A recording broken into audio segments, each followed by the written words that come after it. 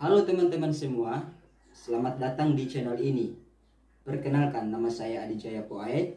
Saya kuliah di STIK Raja Wali City di Talaut.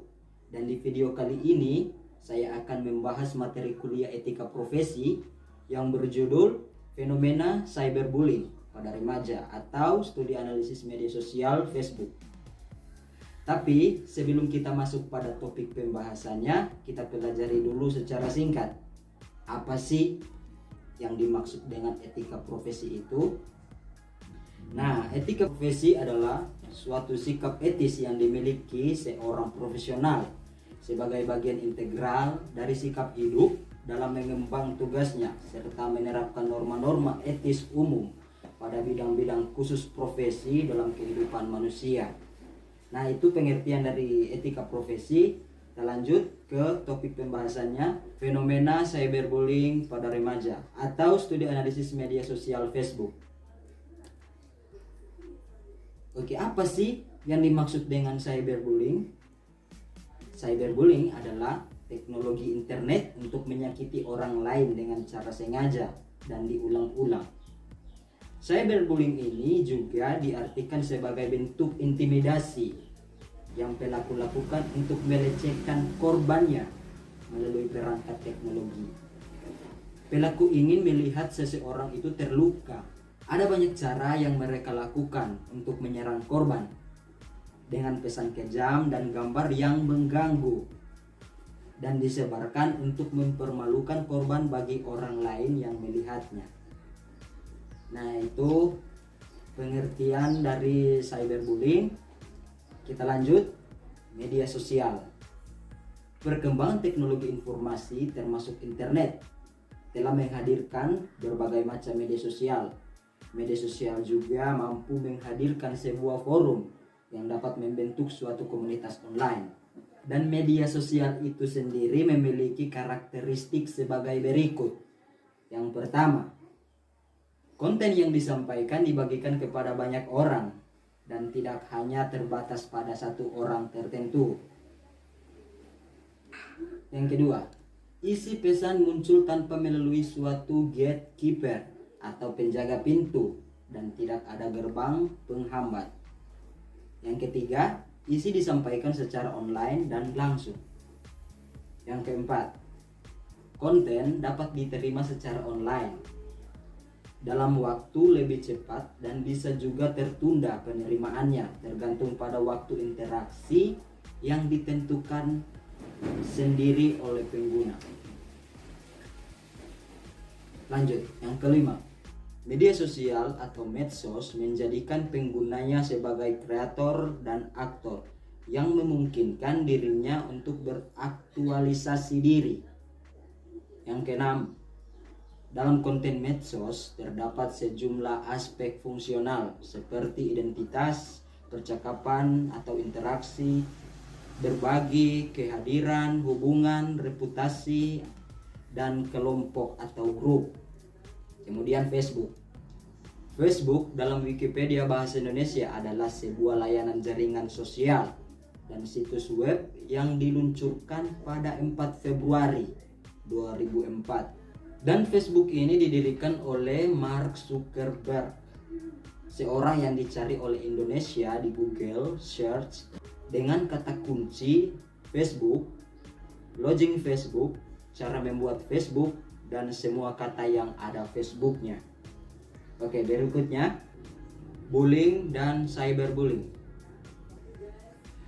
Bullying ini dapat didefinisikan sebagai sebuah kegiatan atau perilaku agresif yang sengaja dilakukan oleh sekelompok orang atau seorang secara berulang-ulang dan dari waktu ke waktu terhadap seorang korban yang tidak dapat mempertahankan dirinya dengan mudah atau sebuah penyalahgunaan kekuasaan atau kekuatan secara sistematik. Dan cyberbullying merupakan istilah yang ditambahkan ke dalam kamus OED atau Oxford English Dictionary pada tahun 2010. Berikutnya, ada macam-macam jenis cyberbullying sebagai berikut. Yang pertama, flaming atau terbakar. yaitu mengirimkan pesan teks yang isinya merupakan kata-kata yang penuh amarah dan frontal. Istilah flame ini pun merujuk pada kata-kata di pesan yang berapi-api. Yang kedua, harassment atau gangguan. Pesan-pesan yang berisi gangguan pada email, SMS maupun pesan teks di jaringan sosial dilakukan secara terus-menerus. Yang ketiga, cyber stalking. Cyber stalking itu mengganggu dan mencemarkan nama baik seseorang secara intens sehingga membuat ketakutan besar pada orang tersebut. Yang keempat, denigration atau pencemaran nama baik, yaitu proses mengumbar keburukan seseorang di internet dengan maksud merusak reputasi dan nama baik orang itu tersebut. Yang kelima, impersonation atau peniruan. Berpura-pura menjadi orang lain dan mengirimkan pesan-pesan atau status yang tidak baik. Yang keenam, outing dan trickery, yaitu outing menyebarkan rahasia orang lain atau foto-foto pribadi orang lain, sedangkan trickery, tipu daya, membujuk seseorang dengan tipu daya agar mendapatkan rahasia atau foto pribadi orang tersebut. Yang ketujuh, exclusion atau pengeluaran, yaitu secara sengaja dan kejam mengeluarkan seseorang dari grup online. Yang berikutnya, kasus cyberbullying di Facebook. Kasus cyberbullying saat ini tidak lagi dianggap sebagai hal yang aneh atau tabu oleh sebagian besar masyarakat, karena telah menjadi fenomena yang kerap dijumpai dalam media sosial, mulai kalangan anak-anak, remaja, bahkan sampai publik figur pernah menjadi korban cyberbullying. Yang berikutnya, dampak psikologis akibat cyberbullying. Masa remaja merupakan periode kehidupan yang penuh dinamika, karena pada masa tersebut terjadinya transisi dari masa kanak-kanakan ke masa remaja, sehingga masa remaja ini bisa dikatakan sebagai masa labil. Sedangkan penggunaan teknologi informasi di kalangan remaja semakin meningkat dari tahun ke tahun. Remaja dapat menghabiskan waktu selama 5 jam dalam 1 minggu untuk membuka internet. Berikutnya, etika bermedia sosial. Dasar pokok manusia untuk dapat hidup dan bersosialisasi dengan masyarakat adalah mentaati etika dan hukum. Istilah etika sering dikaitkan dengan moralitas seseorang. Seseorang yang tidak memiliki etika yang baik sering disebut tidak bermoral. Berikut merupakan beberapa etika yang perlu diperhatikan dalam penggunaan media sosial, khususnya di Facebook. Yang pertama, tidak memposting status yang berbau sara dalam bentuk tulisan, gambar maupun video, karena dikhawatirkan akan menyinggung pihak-pihak tertentu. Yang kedua, memperhatikan penggunaan kata atau kalimat sebelum memposting tulisan atau memberikan komentar menggunakan bahasa yang baik dan sopan. Yang ketiga, harus mampu membedakan obrolan yang bersifat pribadi dan publik. Hal ini dilakukan untuk menghindari tindakan kejahatan yang tidak diinginkan, seperti penipuan dan penculikan.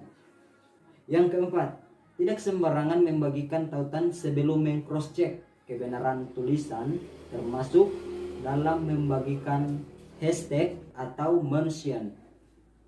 Yang kelima, memahami konten dan maksud tulisan secara komprehensif dan tidak sepotong-potong sebelum memberikan komentar. Dari hasil pembahasan di atas, kesimpulannya adalah tindakan cyberbullying yang dilakukan oleh remaja di media sosial Facebook sudah semakin mengkhawatirkan. Cyberbullying tidak hanya memberikan dampak negatif pada korban, namun juga bisa memberikan dampak negatif kepada pelaku juga. Sekian video presentasi saya kali ini. Saya Adi Jaya Poe pamit. Ambil kursi yang duduk di situ.